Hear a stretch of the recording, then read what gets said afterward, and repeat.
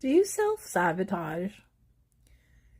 If you've ever found yourself making progress and then suddenly pulling back, falling into old patterns, or doing something that quietly undoes the work you've been doing, you're not alone.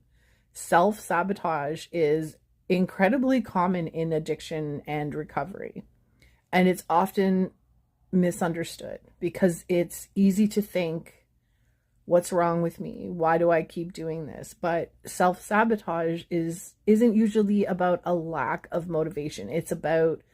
Often it's about protection.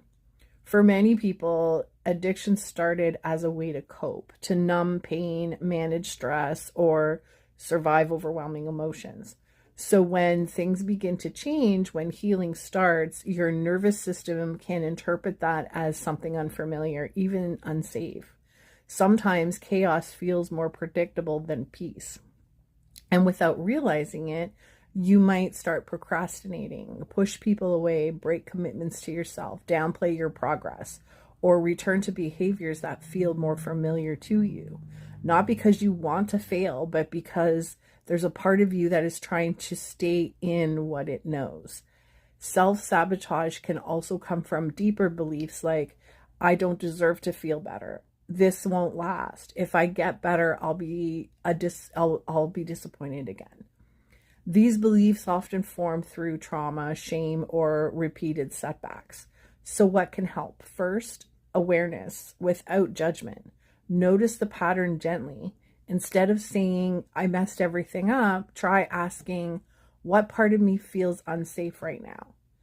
Second, slow the pace of change. Healing doesn't have to be all or nothing, and it's not going to happen overnight. Small, consistent steps help your nervous system build trust. Third, stay connected. Isolation is where self-sabotage grows.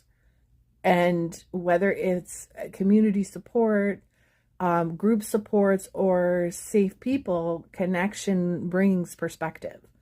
And finally, practice self-compassion. Recovery isn't about being perfect. It's about learning how to return to yourself again and again. If you're noticing self-sabotage, it doesn't mean you're failing. It means there's a part of you that still needs understanding and care. Healing is not a straight line, and every time you notice a pattern, you're already moving towards that change.